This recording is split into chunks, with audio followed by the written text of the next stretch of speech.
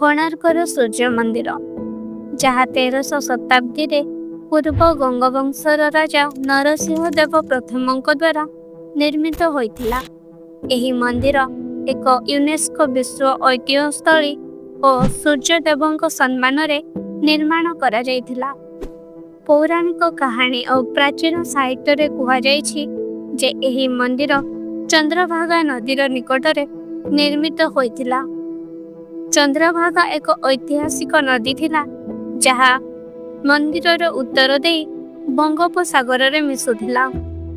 ପ୍ରାଚୀନ ଗ୍ରନ୍ଥରେ ଏହି ନଦୀର ଉଲ୍ଲେଖ ବାରମ୍ବାର ମିଳିଛି ଓ ଏହା ବିଶ୍ୱାସ କରାଯାଏ ଯେ ମନ୍ଦିର ନିର୍ମାଣ ସମୟରେ ଏହାର ପାଣି ନିକଟରୁ ବହୁଥିଲା। କିନ୍ତୁ ଆଜି ଚନ୍ଦ୍ରଭାଗା ନଦୀ ଏହି ମନ୍ଦିର ଆଖପାଖରେ ଦେଖାଯାଏ ନାହିଁ।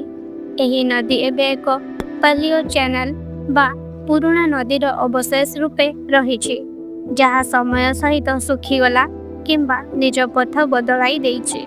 ଏହା ପଛର କାରଣ ବୁଝିବା ପାଇଁ ଆମକୁ ଭୌଗୋଳିକ, ମାନବ ସମ୍ବନ୍ଧିତ ଓ ପ୍ରାକୃତିକ ପରିବର୍ତ୍ତନର ଦିଗଗୁଡ଼ିକୁ ଦେଖିବାକୁ ପଡ଼ିବ। ଚନ୍ଦ୍ରଭାଗା ନଦୀ ଦୂର ହେବାର ପ୍ରଥମ କାରଣ, ନଦୀଗୁଡ଼ିକ ସମୟ ସହିତ ନିଜ ପଥ ବଦଳାଇ ପାରନ୍ତି, ଯାହା ପ୍ରାକୃତିକ ଘଟଣା ଯେମିତି ଭୂମିକମ୍ପ, ଭୂସ୍ଖଳନ କିମ୍ବା ଟେକ୍ଟୋନିକ୍ ଗତିବିଧି କାରଣରୁ ହୋଇଥାଏ। IIT ଖଡ଼ଗପୁରର ବୈଜ୍ଞାନିକମାନେ ସେମାନଙ୍କ ଅଧ୍ୟୟନରେ ଜାଣିଛନ୍ତି ଯେ ଚନ୍ଦ୍ରଭାଗାର ଏକ ପୁରୁଣା ପଥ ମନ୍ଦିରର ଉତ୍ତରରେ ଥିଲା, ଯାହା ଏବେ ଶୁଖିଗଲାଣି।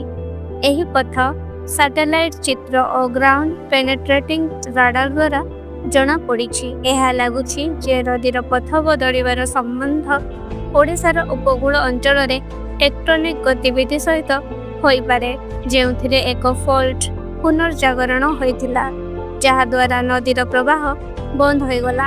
ଦ୍ୱିତୀୟ କାରଣ, ପ୍ରାକୃତିକ ପରିବର୍ତ୍ତନ ଓ ମାଟି ଜମା। ସମୟ ସହିତ ନଦୀଗୁଡ଼ିକରେ ମାଟି ଓ ବାଲି ଜମା ହୁଏ, ଯାହା ସେମାନଙ୍କ ପ୍ରବାହକୁ ରୋକିପାରେ। ଚନ୍ଦ୍ରଭାଗା ଆଖପାଖରେ ଏହା ହୋଇଥାଇପାରେ, ଯାହାଦ୍ୱାରା ନଦୀର ପାଣି ଧୀରେ ଧୀରେ କମିଗଲା ଓ ଶେଷରେ ଶୁଖିଗଲା। ବୈଜ୍ଞାନିକମାନେ ଦେଖିଛନ୍ତି ଯେ ଏହି ନଦୀର ପାଲିଓ ଚ୍ୟାନେଲ ଏବେ ଜଳାଶୟ ଜମି ରୂପେ ରହିଛି, ଯେଉଁଠି ପାଣି ସହିତ ଜଳକୁମ୍ଭୀ ଜାତୀୟ ଗଛ ଉଠୁଛି। ତୃତୀୟ କାରଣ, ମାନବ ହସ୍ତକ୍ଷେପ। ପ୍ରାଚୀନ ସମୟରେ ମାନବ କାର୍ଯ୍ୟକଳାପ ଯେମିତି ଚାଷ, ସିଞ୍ଚନ କିମ୍ବା ନଦୀ ପାଣିର ଅନ୍ୟ କାମରେ ଉପଯୋଗ ମଧ୍ୟ ନଦୀର ପ୍ରବାହକୁ ପ୍ରଭାବିତ କରିଥାଇପାରେ। ଯଦି ଲୋକମାନେ ନଦୀ ପାଣିକୁ ଅନ୍ୟ ପଥକୁ ମୋଡ଼ି ଦେଇଥିବେ କିମ୍ବା ବନ୍ଧ ତିଆରି କରିଥିବେ, ତେବେ ଏହା ମଧ୍ୟ ଏକ କାରଣ ହୋଇପାରେ ଯେ ଚନ୍ଦ୍ରଭାଗା ନଦୀ ମନ୍ଦିରରୁ ଦୂର ହୋଇଗଲା। ଚତୁର୍ଥ କାରଣ, ସମୁଦ୍ରର ପ୍ରଭାବ। କୋଣାର୍କ ମନ୍ଦିର ସମୁଦ୍ର ତଟ ନିକଟରେ ଅବସ୍ଥିତ। ସମୁଦ୍ର ସ୍ତରରେ ପରିବର୍ତ୍ତନ କିମ୍ବା ସମୁଦ୍ର ଲହରୀ କାରଣରୁ ମଧ୍ୟ ନଦୀର ମୁହାଁ ବନ୍ଦ ହୋଇପାରେ। ଯଦି ସମୁଦ୍ର ନଦୀର ପଥକୁ ଭରି ଦେଇଥାଏ କିମ୍ବା ତାର ପ୍ରବାହକୁ ରୋକି ଦେଇଥାଏ, ତେବେ ନଦୀ ପାଣି ମନ୍ଦିର ପାଖକୁ ପହଞ୍ଚି ନଥାଇପାରେ। ପଞ୍ଚମ କାରଣ, ମନ୍ଦିର ନିର୍ମାଣ ପରେ ପରିବର୍ତ୍ତନ।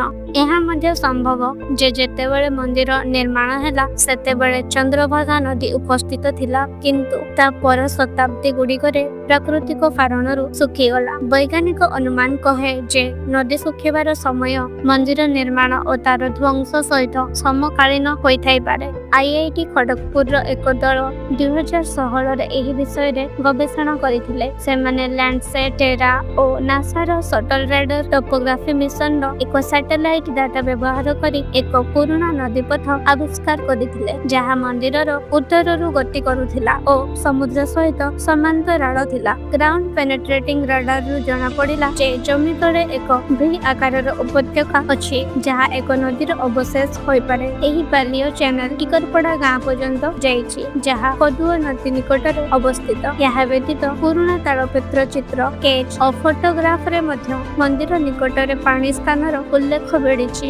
ଗୋଟିଏ କାହାଣୀ ଅନୁସାରେ ଭଗବାନ କୃଷ୍ଣଙ୍କ ପୁତ୍ର ଶମ୍ବ କୁଷ୍ଠ ରୋଗରୁ ମୁକ୍ତି ପାଇବା ପାଇଁ ସୂର୍ଯ୍ୟଦେବଙ୍କ ତପସ୍ୟା କରିଥିଲେ ଓ ଚନ୍ଦ୍ରଭାଗା ତଟରେ ସୂର୍ଯ୍ୟଙ୍କ ମୂର୍ତ୍ତି ସ୍ଥାପନ କରିଥିଲେ। ଆଉ ଗୋଟିଏ କାହାଣୀ କହେ ଯେ ଚନ୍ଦ୍ରଭାଗା ଜଣେ ଋଷିଙ୍କ ଝିଅ ଥିଲେ ଯାହାକୁ ସୂର୍ଯ୍ୟଦେବ ପ୍ରେମ କରିଥିଲେ, କିନ୍ତୁ ସେ ନିଜ ପବିତ୍ରତା ରକ୍ଷା ପାଇଁ ନଦୀରେ ଡେଇଁ ପଡ଼ିଥିଲେ। ଆଜି ଚନ୍ଦ୍ରଭାଗା ନଦୀର କୌଣସି ବଡ଼ ସ୍ୱରୂପ ବଞ୍ଚି ନାହିଁ। ମନ୍ଦିରରୁ ପ୍ରାୟ 2-3 କିଲୋମିଟର ଦୂରରେ ଚନ୍ଦ୍ରଭାଗା ବେଳାଭୂମି ଅଛି, ଯେଉଁଠି ନଦୀ ସମୁଦ୍ରରେ ମିଶୁଥିଲା। ଏହି ବେଳାଭୂମି ଏବେ ବି ପ୍ରସିଦ୍ଧ, କିନ୍ତୁ ନଦୀର ପ୍ରକୃତ ପଥ ଏବେ କେବଳ ବାଲି ଓ ଚ୍ୟାନେଲ ରୂପେ ରହିଛି।